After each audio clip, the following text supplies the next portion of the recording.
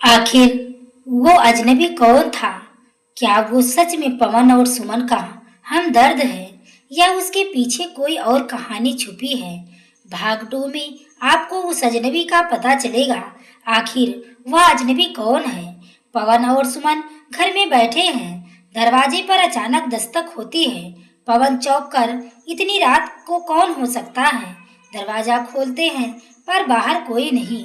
जमीन पर एक चिट्ठी पड़ी है। सुमन धीरे से पढ़ते हुए, सावधान रहो, खेल अभी शुरू हुआ है। सुबह माँ आंगन में बैठी हैं, चेहरा चिंता से भरा है। माँ जी बेटा, अब जब सब ठीक हो गया तो दुश्मन चैन से क्यों बैठेगा? पवन यही तो समझ आ रहा है। माँ, ये सब किसकी चाल है?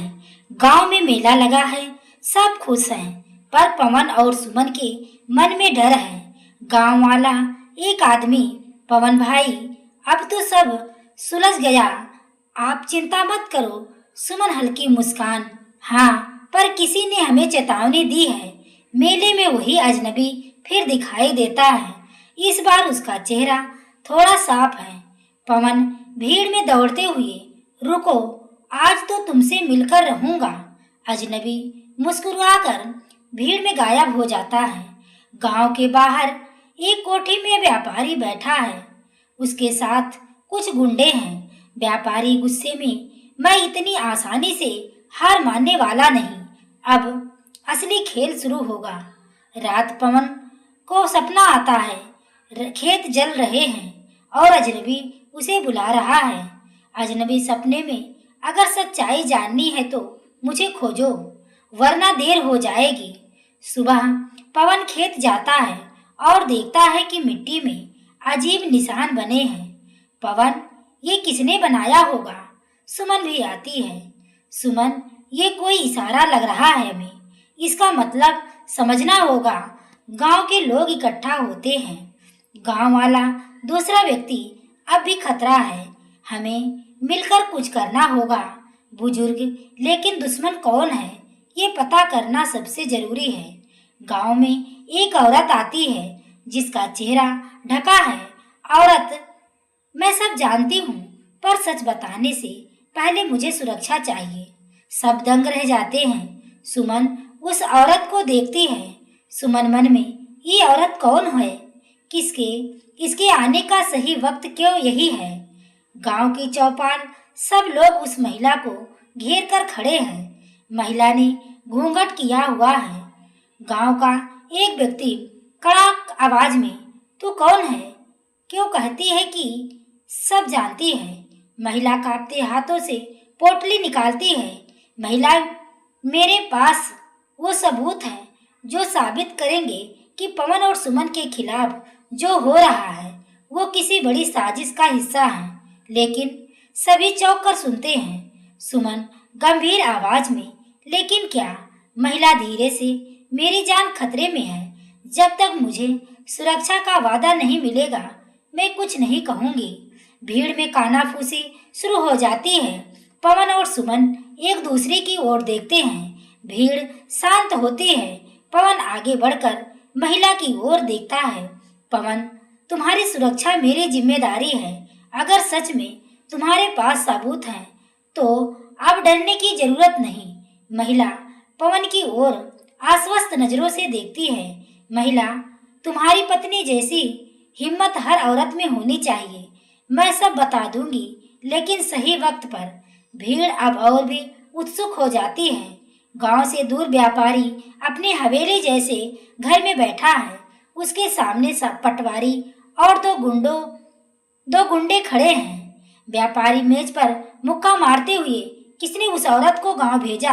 ये खेल हमारे हाथ से निकल रहा है। पटवारी कांपते स्वर में, मालिक, शायद वही अजनबी इसके पीछे है। व्यापारी दांत पीसते हुए, तो उसे खोजो, और अगर वो औरत सच बोल देगी तो हम सब बर्बाद हो जाएंगे। पवन और सुमन घर में बैठे हैं। अचानक बाहर शोर मचता है। लोग चिल्लाते हुए दौड़ रहे हैं। गांव वाला, आग आग लग गई है खेतों में। पवन और सुमन दौड़कर बाहर आते हैं। उनके खेत जल रहे हैं। सुमन रोते हुए, पवन, ये किसी की साजिश है। पवन, दांत भींचकर। हाँ, और मैं जानता हूँ किसकी। जलते खेत के किनारे वही अजनबी खड़ा है। उसका चेहरा अब भी आंशिक छुपा हुआ है। पवन गुस्से में, रुको, तुम कौन हो? अगर मदद करना चाहते हो तो सामने क्यों नहीं आते? अजनबी गहरी आवाज में, समय आने पर सब बता दूंगा। अभी सिर्फ इतना जान लो कि दुश्मन और भी ताकतवर है। वो रात के अंधेरे में गायब हो जाता है। सुबह चौपाल पर भीड़ गुस्से में बैठी है। गांव वाला एक आदमी, हमारे खेत जला दिए गए, अब भूखों मरना पड़ेगा। गांव वाला दूसरा व्यक्ति, ये सब पवन के चक्कर में हो रहा है। भीड़ पवन की ओर गुस्से से देखती है। सुमन आवाज ऊंची करते हुए, नहीं, अगर किसी को दोष देना है तो उन लोगों को दो जो सच से डरते हैं। पवन निर्दोष है। भीड़ थोड़ी शांत हो जाती है। वही महिला चौपाल पर आती है। हाथ में एक पुराना रजिस्टर है। महिला, ये देखो, इसमें दर्ज है कि व्यापारी ने पटवारी को रिश्वत देकर कई परिवारों की जमीन हड़पी है। पवन का केस भी ऐसा ही है। भीड़ गुस्से से व्यापारी का नाम पुकारने लगती है। घर का आंगन माँ पवन और सुमन के पास बैठी हैं। माँ जी, बेटा, सच की लड़ाई आसान नहीं होती, लेकिन याद रखना, अगर एक पत्नी और माँ का साथ हो तो कोई भी दुश्मन बड़ा नहीं होता। पवन माँ का हाथ पकड़ता है। पवन, माँ, अब चाहे जान भी चली जाए, मैं ये लड़ाई जीत कर रहूंगा। व्यापारी अपनी हवेली में योजनाएं बना रहा है। व्यापारी, अब वक्त है असली दांव खेलने का। पवन और सुमन को गांव से ही निकाल दो। उसके गुंडे हाँ में सिर हिलाते हैं। आधी रात पवन और सुमन अपने घर में सो रहे हैं। अचानक खिड़की से पत्थर फेंका जाता है। बाहर अंधेरे में कुछ परछाइयां हैं। सुमन डरते हुए जागती है। पवन, कोई बाहर है। पवन लाठी उठाता है और दरवाजे की ओर बढ़ता है। पवन गुस्से में, कौन है बाहर? सामने आओ। अचानक दरवाजा जोर से हिलता है और बाहर से कई आवाजें आती हैं। गुंडे, पवन, आज तेरा खेल खत्म है। पवन दरवाजा खोलते ही गुंडे अंदर घुस आते हैं। हाथों में लाठियां हैं। गुंडा चिल्लाते हुए, आज तुझे सबक सिखाकर ही जाएंगे। पवन लाठी से मुकाबला करता है। सुमन भी साहस जुटाकर मिट्टी का घड़ा उठाती है और एक गुंडे पर मारती है। सुमन कड़क आवाज में, पवन अकेला नहीं है, मैं भी साथ हूँ। गुंडे कुछ देर तक लड़ते हैं, लेकिन गांव वालों की आहट सुनकर भाग जाते हैं। गांव वाले दौड़कर घर पहुंचते हैं। चारों तरफ बिखरे सामान और टूटी खिड़की दिखती है। गांव वाला एक, ये तो जानलेवा हमला है। गांव वाला दूसरा, संदेह से, लेकिन गुंडे आए क्यों? शायद पवन सचमुच मुसीबत खींच रहा है। सुमन गुस्से में, नहीं, ये सब व्यापारी की चाल है और अब हमें मिलकर उसका सामना करना होगा। अगले दिन वही महिला सुमन से मिलने आती है। महिला कांपते हुए, वो लोग मुझे भी ढूंढ रहे हैं। अगर मुझे पकड़ लिया तो सबूत भी खो जाएंगे और मेरी भी जान भी। सुमन दृढ़ स्वर में, तुम्हें हमारे छत के नीचे सुरक्षित रखा जाएगा। कोई तुम्हें हाथ भी नहीं लगा सकता। महिला की आंखों में कृतज्ञता के आंसू हैं। रात पवन आंगन में बैठा है। अचानक वही अजनबी दीवार की ओर से निकलता है। अजनबी धीमी आवाज में, तुम्हें औरत की रक्षा करनी होगी। उसके पास जो है वही तुम्हारी असली जीत की चाबी है। पवन गुस्से में, तुम बार बार क्यों भाग जाते हो? बताओ, आखिर हो कौन? अजनबी हल्की मुस्कान के साथ, अभी वक्त नहीं आया। बस इतना जान लो कि मैं तुम्हारा दुश्मन नहीं हूँ। वो अंधेरे में खो जाता है। व्यापारी अपनी हवेली में बैठा पटवारी और गुंडों से बात करता है।